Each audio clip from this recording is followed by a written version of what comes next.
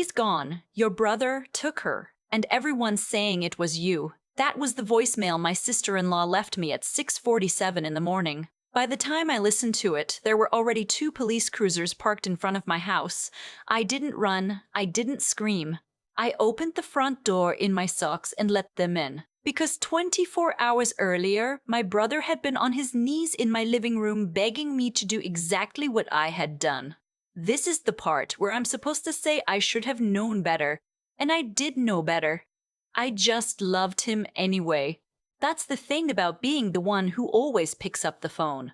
Let me take you back to the night before any of this happened.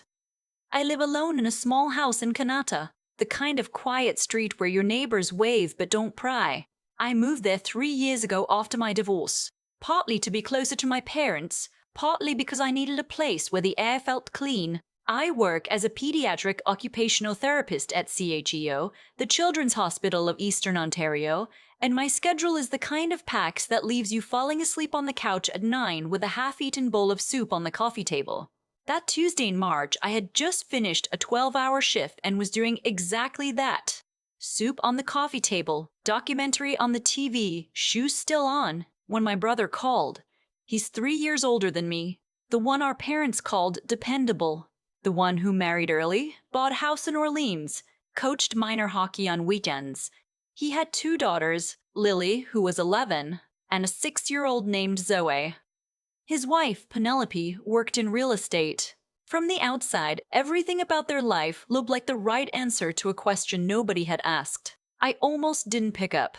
I had exactly enough energy to get to my bed. But I answered because I always answered. "I need you," he said. His voice was wrong. Not panic. Something flatter than that, like a man reading from a script he'd written while falling apart. "Penelope found out about something. I can't explain right now. I need you to take Zoe, just for tonight. She can't be here when this happens." I sat up. The soup went cold. "What happened? Are you okay? Is Zoe okay?" "She's fine. She's asleep. I just need her somewhere safe while Penelope and I figure this out. You're the only one I trust with her. Please, I'll come get her in the morning. I promise." The logic didn't fully land. They had a nanny. They had my parents 15 minutes away in Barhaven. Why me? On a Tuesday night? After midnight? But grief is a terrible translator, and I could hear something underneath his voice that I hadn't heard since we were kids and our grandfather died. A kind of breaking. I said yes. He arrived 20 minutes later. He didn't come to the door. He sent Zoe up the front walk alone with a backpack shaped like a frog, her pink pajamas tucked into rubber boots because she'd put them on herself. She was carrying a stuffed rabbit that was missing one eye. I stood on the porch and watched him sit in his car with the engine running. He didn't wave. He just pulled away. Zoe didn't cry. She walked past me into the house, looked at the soup on the table and said, "Is that for me?" I made her a grilled cheese and sat with her until she fell asleep on my couch with the rabbit tucked under her chin. Then I texted my brother, "She's here. She's fine. Let me know what's going on when you can." He left it on read. I fell asleep in the armchair across from her, waking up every hour to make sure she hadn't rolled off. By 7 in the morning, I still hadn't heard from him. I texted again, no response. I called. Voicemail. I called Penelope, a number I barely used. And that's when I heard the message she'd already left me. "She's gone. Your brother took her. And everyone's saying it was you." The 2 officers were polite in the way that people are polite when they've already decided. They asked if I was Nathalie Burke. They asked if I had a child in my home who was not my own. They looked past me at Zoe, who was sitting on the couch eating a piece of toast I'd made her, still in her pink pajamas, rabbit in her lap. One of them, the younger one, knelt down and asked her name. "Zoe," she said. "My dad brought me here. Nobody wrote that down. I was allowed to see my phone long enough to call my mother before they took me in." She answered on the second ring. "Mom, I need you to listen to me, Nathalie." Her voice was so cold I barely recognized it. Your brother called us this morning. He said you showed up and took Zoe. He said you've been acting erratic for months. He said he's worried about you. I felt the floor shift under me. Mom, he brought her here. He called me. He begged me to take her.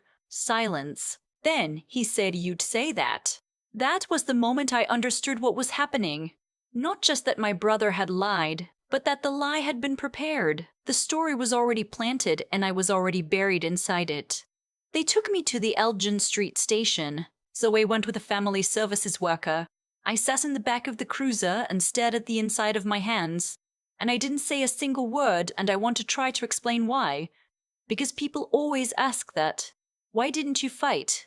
Why didn't you tell them right there? Here's what I know from my work, from years of sitting with children who have learned that their reality can be overwritten by someone louder than them. When you grow up being the one who absorbs, who smooths things over, who is told that your version of events is exaggerated or inconvenient, something in your nervous system gets rewired. You stop trusting the version that lives inside your own body. And when every authority in the room, the officers, your mother's voice on the phone, the look on the detective's face, confirms the story that has already been told about you, some fractured piece of your brain says, of course this is how it ends. Of course it's my fault. I had spent 32 years being the one who cleaned up my brother's messes without being thanked. In high school, I lied to my parents about who had borrowed the car when he came home with the cracked bumper.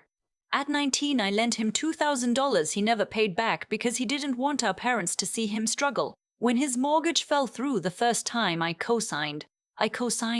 And when Penelope found out, months later, why the bank had flagged a joint account he'd hidden from her, I was somehow implicated in that too because I hadn't said anything. My silence was always made to look like guilt. So, when Detective Arsenault sat across from me in that room and laid 3 photographs on the table, I recognized the architecture of what was being built. Photo 1, a screenshot from a Ring camera down my brother's street.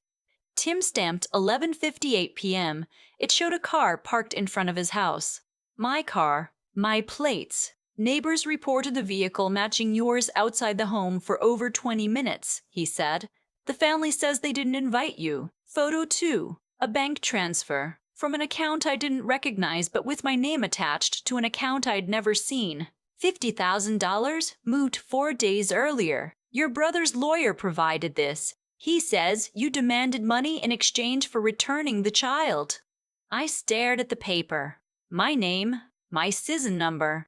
I felt the air leave the room. Photo 3 was worse. It was a text thread, supposedly from my phone number, to Penelope's, sent the previous night at 10:17 p.m., before my brother even called me. I have Zoe. If you want her back, make sure the transfer clears. Don't call the police or I'll take her somewhere you'll never find her. My hands were flat on the table. I could feel the metal through my palms.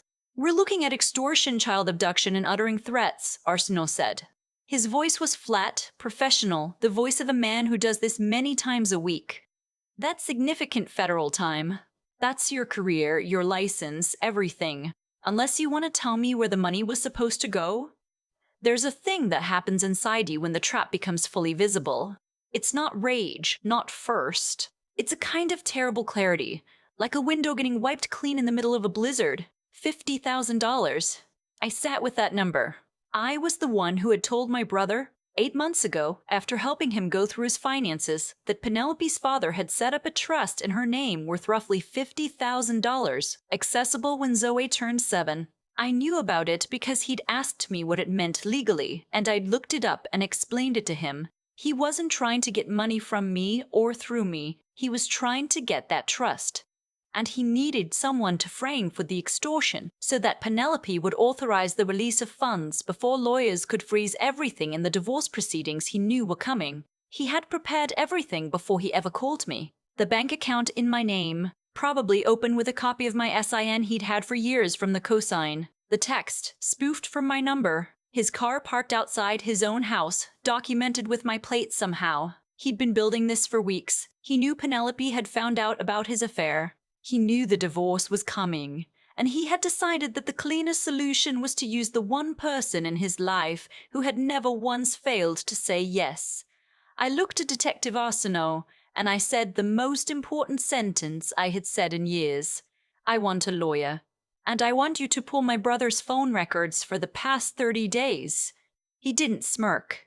He looked at me for a moment that lasted longer than it should have, then said, "We're already looking at a few things." I didn't know what that meant then. I found out later. In another room in that same building, Penelope was giving her statement. She was the one who had filed the report that morning, who had sent me that voicemail. But Penelope was not stupid, and she was not, as I would come to understand, entirely surprised. She had not found out about the affair the night before. She had known for 6 weeks. She had spent that time quietly meeting with a family lawyer, a woman named Miss Okafor, and putting together a financial audit of their joint accounts. In that process, Miss Worry, Okafor had flagged something unusual. A new account opened in my name with my SIN, attached to a personal banking profile that had been accessed repeatedly from my brother's home IP address. Penelope hadn't told the police yet because she wanted to be sure. But when my brother called her that morning, crying, telling her I had taken Zoe in the night, when she played back the security footage from their doorbell camera and saw him walking Zoe to his own car, buckling her in, and driving away at 11:39 p.m., she understood exactly what he was doing. She called me to warn me, but it was too late. She walked into the station 2 hours after I arrived. She handed Detective Arsenault a USB drive containing the financial audit, the IP address logs, the doorbell footage, and 6 weeks of screenshots of text threads between my brother and a woman named Veronique, who had also, it turned out, received money from the fraudulent account in my name. The case against me dissolved over the course of an afternoon. My brother was arrested at his parents' house in Barhaven, where he had gone after dropping Zoe at my door. When the officers arrived, he was sitting in the kitchen eating cereal. My mother told me this later in the way she told me everything after, quietly, with long pauses, like someone reading a letter they weren't sure they had the right to open. I was still at the station when Penelope asked to speak to me. We sat across from each other in a small room that smelled like recycled air. I had met her maybe 30 times in 8 years of marriage to my brother. We had never had a real conversation. She slid a folder across the table. Inside was a printed copy of the bank account records with my name, my SIN, every transaction. "I need you to know I didn't believe it," she said. "Not for a minute."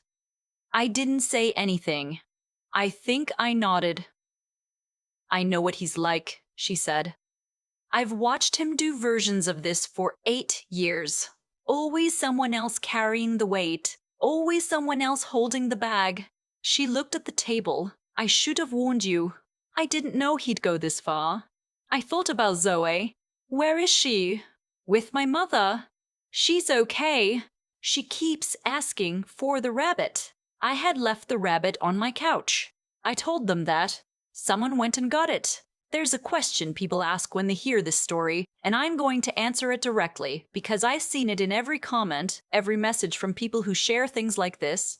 Why didn't someone just pick up the phone and call me? Why did everyone, my mother, my father, Penelope, for those initial hours, just believe him? The answer is not that they were bad people. The answer is that he had been building his version of me for years, not in one dramatic moment, but in 1,000 small moments where he mentioned, casually, that I was going through something, that I had always had a hard time with boundaries, that I was struggling since the divorce. He had been laying groundwork, and when he finally needed to use it, it held. That's how this kind of betrayal works. It doesn't announce itself. It builds in the margins, in the quiet, in all the moments you thought were just family awkwardness. And by the time you realize you're being erased, you're already halfway gone. The charges were dropped. My brother was charged with fraud, identity theft, extortion, and child abduction. His legal proceedings took 14 months. He was sentenced to 4 years federal with a chance of parole at 2. His lawyer argued it was a crisis of judgment precipitated by the marriage breakdown. The judge, a woman with gray hair and reading glasses that she took off when she delivered the sentence, said that the premeditation involved, including the 6-week preparation, The use of a family member's identity and the deliberate endangerment of a child did not suggest a crisis of judgment. It suggested a calculated choice. My parents sat through the sentencing in silence. Afterward, my father cried in the parking lot of the courthouse, and I stood next to him and didn't know what to say, so I said nothing. My mother held my hand on the drive home. She didn't apologize in words. She didn't need to. Penelope filed for divorce. She stayed in the house in Orleans and took Zoe with her. She reached out to me 2 months after the sentencing and asked if I wanted to have coffee. We met at a place on Bank Street on a Saturday morning when the snow was just starting to melt. We talked for 3 hours. We still meet every few weeks. She's one of the most honest people I know now. Zoe calls me Tante Nat. She started losing her baby teeth this year. She carries a new rabbit now, one that has both eyes, but she still keeps the old one on a shelf in her room. I went back to work at CO the week after the charges were dropped. My colleagues didn't say much. One of them, a woman I've worked beside for 6 years, left a coffee on my desk with a note that said, "Glad you're back." That was enough. I thought a lot about why I got into the field I'm in, working with children, helping them find ways to say what they can't put into words, helping them regulate a nervous system that's been shaped by fear. I think some part of me always knew, without naming it, that I understood what it was to have your reality rewritten by someone who was supposed to protect you. I just didn't know how close to home that understanding really was. I'm not here to tell you my family was evil. I'm not here to say I hate my brother. The truth is more complicated and more boring than that. He made choices. He made them deliberately. He will live with what those choices cost him. What I want to say, the reason I'm telling you this, is about that moment in the interrogation room when the window cleared and I saw the trap for what it was. Because for most of my life, I would not have been able to do what I did next. I would have gone quiet. I would have assumed the story being told about me was truer than the one I was living. I had been trained slowly and completely to doubt myself in exactly the way that made me useful to someone who needed a scapegoat. The thing that changed in that room was not bravery, it was information. I had spent years learning professionally and then personally about what it looks like when someone's sense of self has been systematically dismantled by the people who were supposed to hold it safe. And somewhere in the middle of Detective Arsenault's flat voice and those photographs on the metal table, I recognized what had been done to me. Not all at once. Just enough. I want a lawyer. And I want you to pull my brother's phone records for the past 30 days. 9 words. The most important sentence I have said in my adult life. If you grew up being the one who fixed things, who stayed quiet so the screaming would stop, who handed over your savings and your co-signature and your Tuesday nights because saying no felt like abandonment, I need you to hear this. That's not love. That's conditioning. And the people who benefit from it will always have a story ready about why you were the problem. You are not the problem. You are the person who kept saying yes until you finally said something else. If this reached something in you, share it. Someone out there is sitting in a version of that interrogation room right now, inside their own family, inside their own life, and they need to know that the story being told about them is not the only one that exists.